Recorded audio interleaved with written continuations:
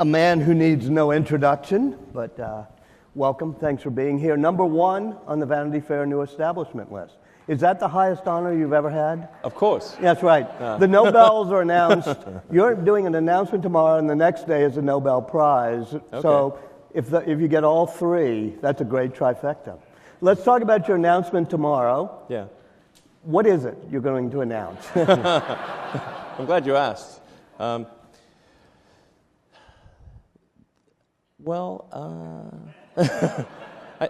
think I can give maybe one clue, which is that one of the things is already there, and people don't realize it. So we just need to turn it on?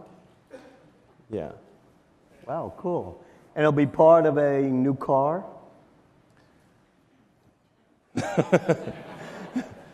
I used to be a journalist. I used to be good at this. It'll be different from the current one. Some part of what I announced will be different from things in the past. Obviously, it's an announcement, but I can't say We're not going to talk about the Model 3 or the Model X. The Model 3 would be the $35,000 That's right. Electric vehicle. You're going to talk about something that's labeled D. Yeah, D, and then there's another thing, which is, I actually would have said the other thing, except it would have been too obvious, and that's the reason I didn't say What's the letter for the other? As I can't say what the letter is. Okay, and what does D stand for? I think the internet is very good at guessing these things, so they understand directionally. It's directionally correct, but the magnitude is not well appreciated yet. And the magnitude of the something else too. Yeah. That's the really big one, the something else. I kind of got myself in trouble because we had the Model S and the X, and then just for fun we tried to trademark the Model E, and then Ford sued us, or said they were going to sue us, so we had to change it to the Model 3, so it's S3X, totally different. So I guess when I say that we're about to unveil the D and something else, then it's, I kind of dug my own grave on that front. Yeah. Well, we look forward to it. Why in the world are you doing this? I mean, what's impelling you to make an electric special car? Well, I think it's important that we accelerate the advent of a sustainable transport future. So it's better if we move towards electric cars sooner rather than later, and then we can get away from burning oil, and obviously that needs to be paired with sustainable generation of power. That's where Solar City comes in, and but in order for humanity to have a good future this century, we have to figure out a way to sustainably produce and consume energy, and that's what Tesla and Solar City are trying to be helpful in that regard. So that's really the purpose of it. It's not as though I think that there's a need for another car company. There's plenty of good car companies, very competitive industry. But there is a need to show that electric cars can be better than gasoline cars. Otherwise, people will continue to buy gasoline cars. When you say better, I'm going to push you back to where you didn't want to go, which is what you're announcing. Okay. Better means that it would be faster and stronger than a gas car, which we think electric cars cannot be. Yeah. It will be bigger and faster. Oh, cool. Yeah. Can I have one? I can't wait for that quote to be out there. Yeah. It's like about to unveil the D. It's bigger and faster. Yeah. I know. There have been a lot of jokes that Kara Swisher started today. I know we have to steer away from. She has a conference called All Things D. Yeah. Why did you give away or open up the intellectual property? The patents. We sort of open source patents in order to accelerate the advent of electric vehicles. That's the main reason. Sometimes I think people think that maybe there was some competitive reason, or that this would somehow be helpful to Tesla, because more people would enter electric cars, and somehow that would be, rising tide lifts all boats. But actually, I think the open sourcing our patents does slightly impair our competitive position on balance. But I'm hopeful that it generates enough goodwill to overcome that competitive impairment. But I came to the conclusion, at least on a personal level, that patents were kind of like buying a lottery ticket to a lawsuit. And so why would you want to do that? What drove you into the electric car business? Was it really sustainability for the planet, or was it just the intellectual curiosity of it all? Actually, so if you go back to like when I was first thinking about electric cars, I was in college, and it was really more from the standpoint of the need to transition to some transport means that was sustainable, independent of whether there was an environmental impact or not. Because if we're burning oil, to move, and that's not a renewable resource, then independent of any environmental impact, we must find some alternative, or there will be economic collapse. Mm-hmm. And civilization would sort of crumble because we have to, or revert. So that was actually originally why I was very interested in it. Is just because I think from a physics standpoint, it's really obviously the way to go is electric motors. Kind of crazy to do something else, honestly. And then the environmental thing grew over time. It became evident that the environmental impact was quite significant because we're putting so much carbon into the atmosphere that we're fundamentally changing the chemical makeup of Earth's atmosphere and the oceans too, because of the CO2 that gets absorbed into the water and creates carbonic acid. So if we don't take corrective action, the probability of a catastrophe will increase over time. Eventually, there's certainty of a catastrophic outcome, and the longer it takes us to make that transition, the greater the probability of something bad happening. When I think of Tesla, what's the fundamental good that Tesla can achieve? It would be to accelerate the advent of electric vehicles, perhaps by, if we're fortunate, a decade or something like that. Because it'll happen anyway, independent of Tesla was not around. So I would say that's a really fundamental good. And since we're making cars, it seems like we should try to make really good cars, and maybe make the buying experience a lot more pleasant. There's a Peter Thiel line, as you know, about, we were promised flying cars, but we got 140 characters. Do you think that other innovators, people not like yourself, aren't really shooting as high as they should be when you're doing things from, space shots to electric cars? Do you think there should be flying cars? Yeah. Okay.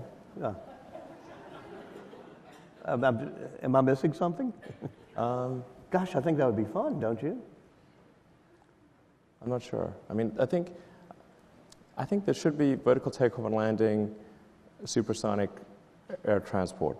Yeah. That's obviously should be the case. We had that 30 years ago, and now we don't. Meaning, supersonic, sure. Yeah, no, it's kind of innovation for big things has actually slowed down, it seems. Is that true? I think whenever you have a large industry that is a monopoly or a duopoly, the forcing function for innovation is weak, because innovation tends to come from new entrants to an industry, and if the barriers like Tesla into the auto market. Yeah. When there are huge capital barriers to entry, then it's very difficult for new entrants to enter that industry. It's like being in a forest of giant redwoods, and in that situation, the innovation is weak, because if you sort of, I think it's fairly easy to understand this, because if you're, say, a senior executive in that company or CEO, let's say, if you do something incremental, you're very unlikely to be fired. If you do something bold and it doesn't work out, you're very likely to be fired. So then they do incremental things. You mentioned a moment ago the environmental sustainability thing that's really big that you worry about. Your other big thing that you worry about is sort of machines getting out of control. Explain that. Or the artificial intelligence singularity. Yeah, I don't think most people understand just how quickly machine intelligence is advancing. It's much faster than almost anyone realizes, even within Silicon Valley, and certainly outside Silicon Valley, people really have no idea. So why is that dangerous? I mean, if there's a super intelligent, particularly if it's engaged in recursive self-improvement, if there's some digital superintelligence and its optimization or utility function is something that's detrimental to humanity, then it will have a very bad effect. It could be just something like getting rid of spam email or something, and it's like concludes, well, the best way to get rid of spam is to get rid of humans. But why would we lose the source of all spam? I know we've all watched HAL in 2001, but why would we lose control over our machines? There are no data points showing that our connection to machine has ever been loosened. Actually, I think the thing to do would be to plot the progress of digital intelligence versus time, and then to maybe curve fit or extrapolate that progress and see where that leads. But you're talking about machines that are not just intelligent, but have intentionality. Is that right? They have the intention of their utility function, which is what we programmed in, right? Yes. Okay. But it can have unintended consequences. Is that propelling, no pun intended, your Mars mission ideas? No, I think it's more likely than not that if there's some digital superintelligence apocalypse scenario, it would probably follow people to Mars. Not necessarily, because of that utility function. If it simply has a utility function that is arbitrarily confined to Earth, it would be totally fine doing that. This is like it's just so what is? Let's get to the Mars mission. Okay. Why do you feel that is something we should be aiming at? I think the reason for Mars, there's two main reasons for Mars or becoming a multiplanetary. I think one is the defensive reason. It's life insurance for life as a whole, and there's some value to having that. It would, in terms of a small percentage of our economic output, like let's say 0.5% or maybe even less of our economic output, to ensure that the light of consciousness as we know it propagates into the future for a much longer period of time. So there's that defensive reason, and this is the first time in 4.5 billion years since Earth, was first formed, that it's been possible for life to move to another planet, to become multiplanetary. And that window may be open for a long time, or it may be open for a short time. I'm actually quite an optimistic person, so I'm hopeful that it'll be open for a long time, but maybe it'll be open for a short time, in which case we should take action now and not delay. You've been a fan of science fiction books. Have they actually influenced you? Sure. I'll just say the other reason, which I actually find personally more motivating with respect to Mars, which is that it would just be the greatest adventure ever, and very exciting. And I think we need things in life that are exciting and inspiring. It can't just be about solving some awful problem. There have to be reasons to get up in the morning. And I was talking about the books you've read and the science fiction. I notice you're a science fiction fanatic. Do you think maybe you've read too much science fiction? Maybe have. That's certainly possible. So where we are right now is I think on the SpaceX front, we've made evolutionary but not revolutionary progress. We're hoping to make revolutionary progress in the coming years. But the key breakthrough that we're aiming for is to be able to have the rocket booster come back and land and be able to refly it again. Why is that important?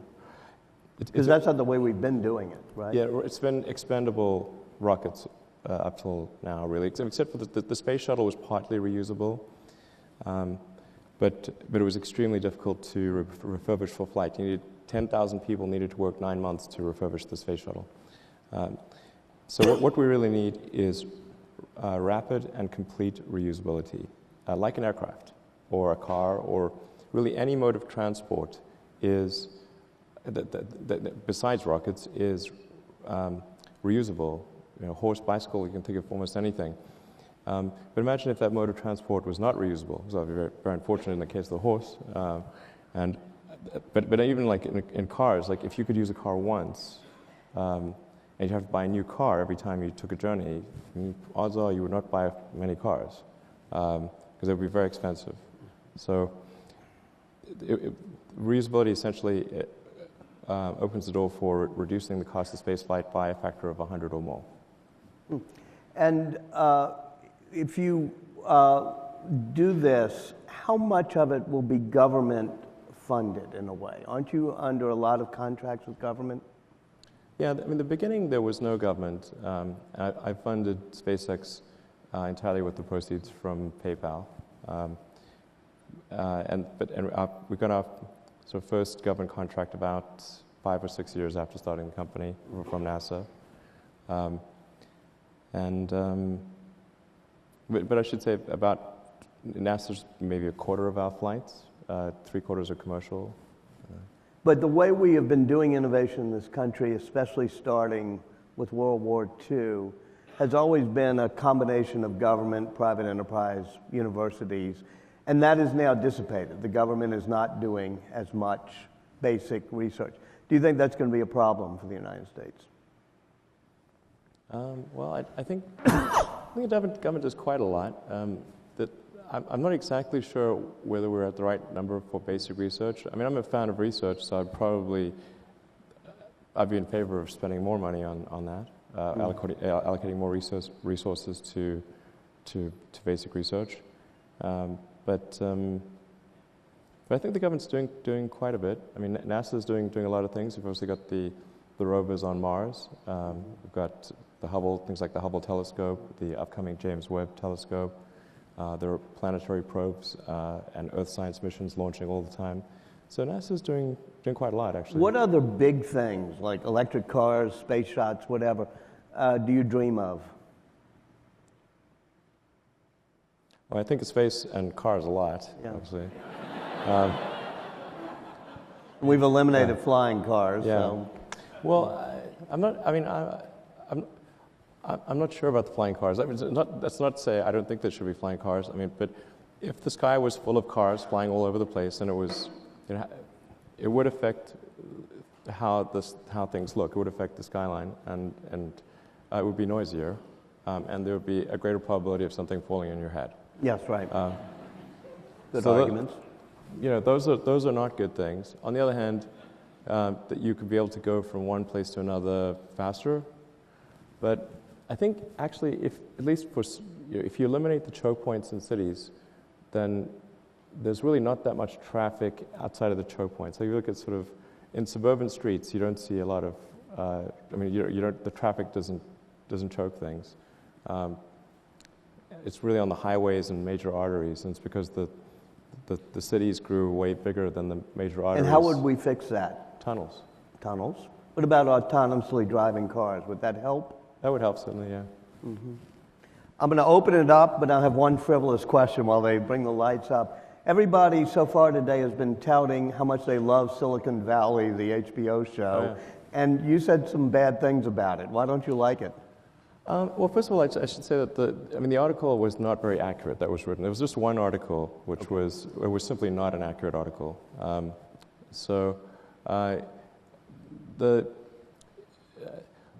I thought it was okay.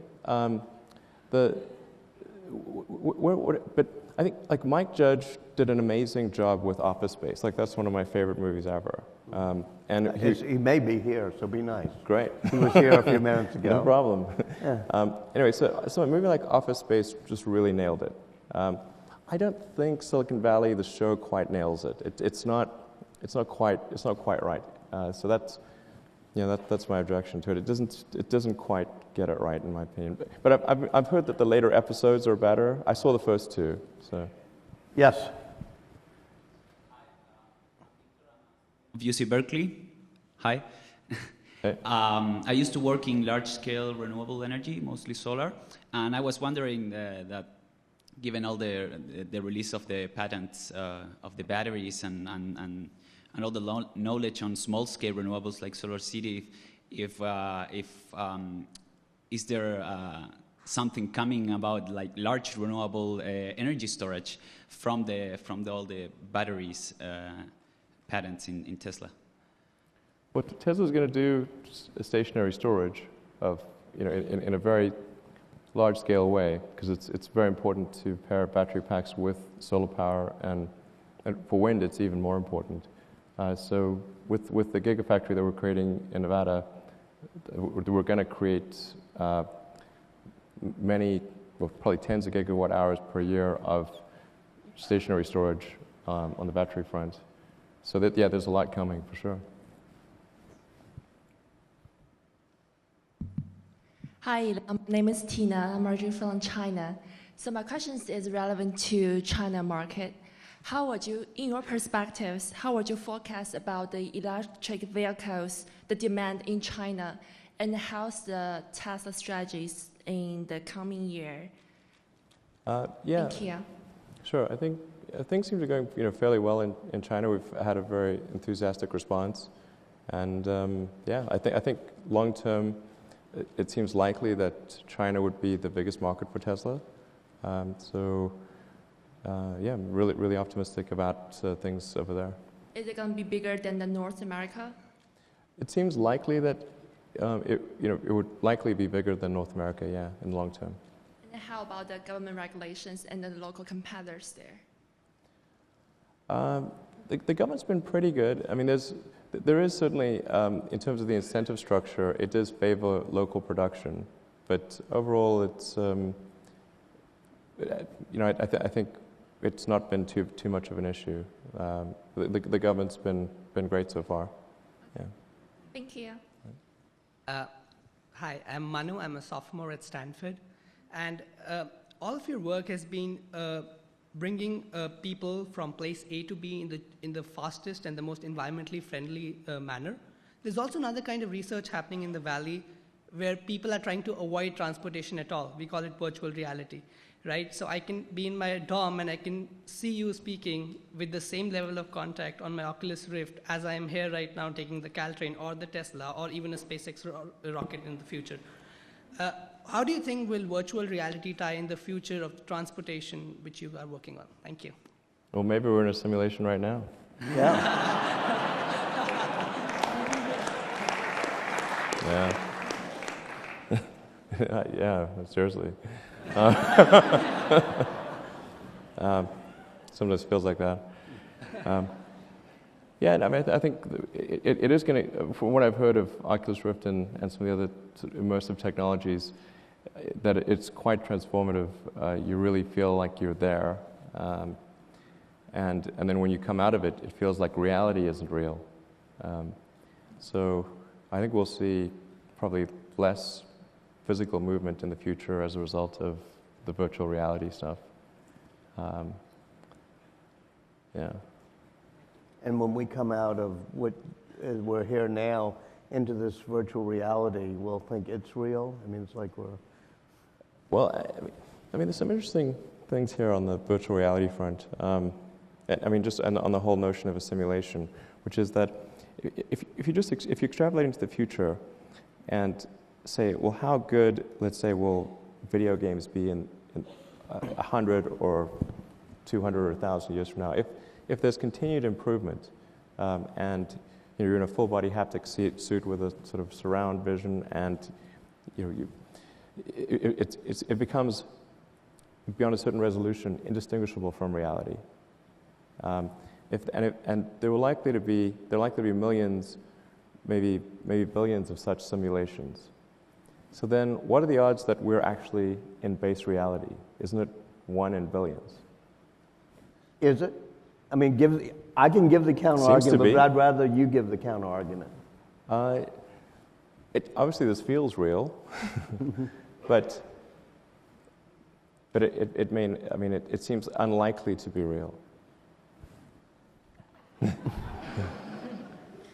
My name is Danielle. I'm an architect from Palo Alto. I just completed a net zero passive house, and I'm now a fellow at the Stanford Business School. And I'm working with a group of students on a project to come up with the most innovative ways to solve big problems in cities. And we've identified Detroit as our prime target. 2 questions. What do you see as citywide innovation? And since women don't ask, as we're taught, I'm going to ask, would you come down to Stanford and brainstorm on this with us?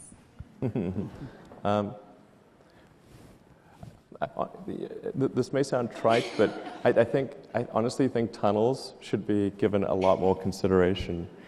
If you look at a city, if you look at we have all these apartment buildings and office buildings, and they're on many levels. Like they're, if you like an average of in Manhattan, I don't know what is an average of like 30 stories or something like that. But then you've got a street which is 1 story. This is an obvious issue. Like you have a 30-to-1 ratio of So you should have multi-layered highways underground, stacked up. Yeah, and you can have tunnels the tunnels don't have to follow the buildings. They can go diagonally. Through the basement, yeah. Yeah, and you can have as many levels as you want. So it's really just the cost of building the tunnels. But really, a tunnel's a hole in the ground. Like, how hard can it really be? I mean, just... So it seems like if some entrepreneurs put their effort into building tunnels, cost effectively, it would be transformative to cities around the world. I'll certainly consider giving a talk. I mean, I'm in Palo Alto every week, so I'd certainly be open to it, sure. What other things besides, tunnels, hyperloops you've talked about, other things that are great visions that could transform our daily, what we call reality, which I assume is reality for the moment?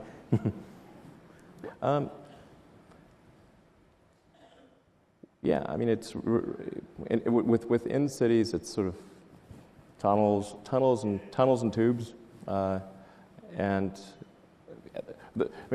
long distance travel, I really think that the vertical takeoff and landing, electric supersonic aircraft is the way to go, I think it's very doable.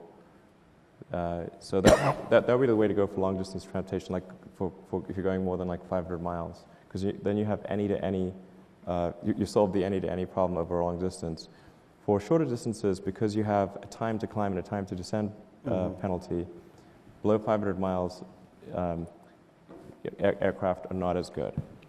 That's why I think sort of some sort of evacuated tube is a better way to travel. What is an evacuated tube?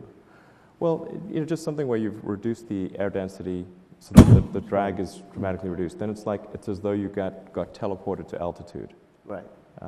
And you can go much faster and not have to have the climb and descend issues. Hi, I'm Lawrence. I'm a sophomore at Stanford, and I run a music startup.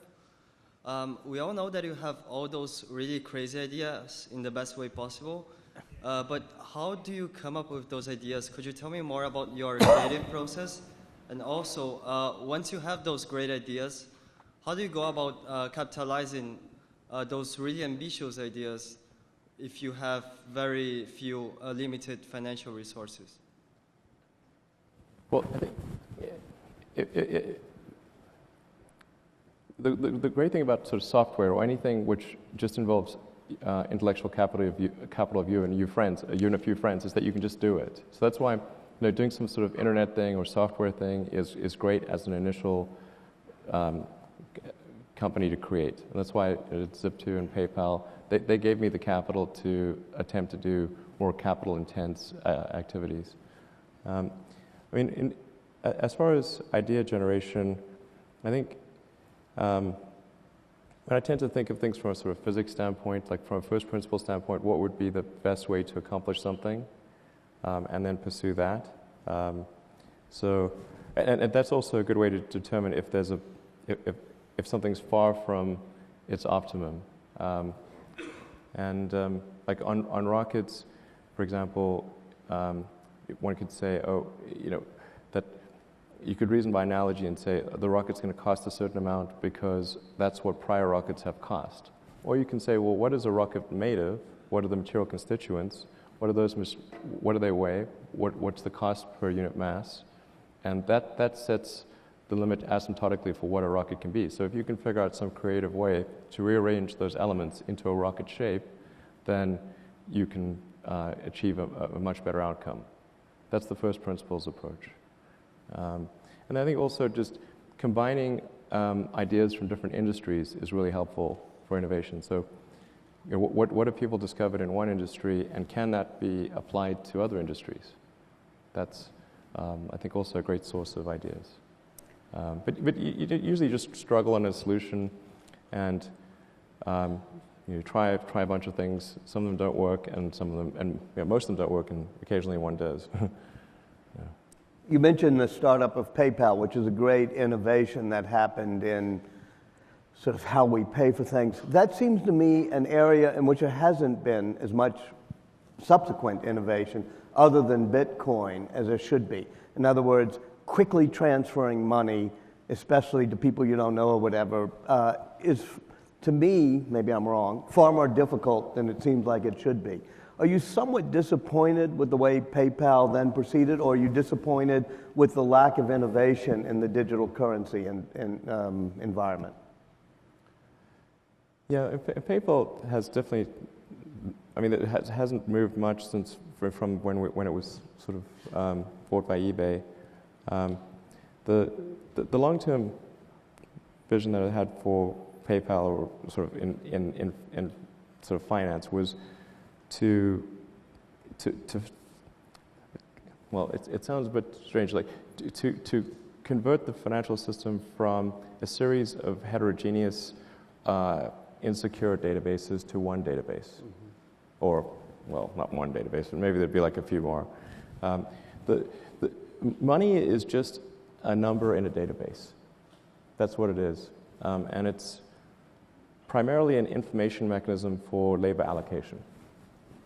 And the current databases are not very efficient. Like there are these old legacy mainframes that don't talk to each other very well, have poor security, and only do batch processing once a day. Are you glad PayPal is being spun off? It's probably the right move. And what would you do with it? Well, I think I converted it into more of a full-service financial institution. So you want to do all the things that a consumer.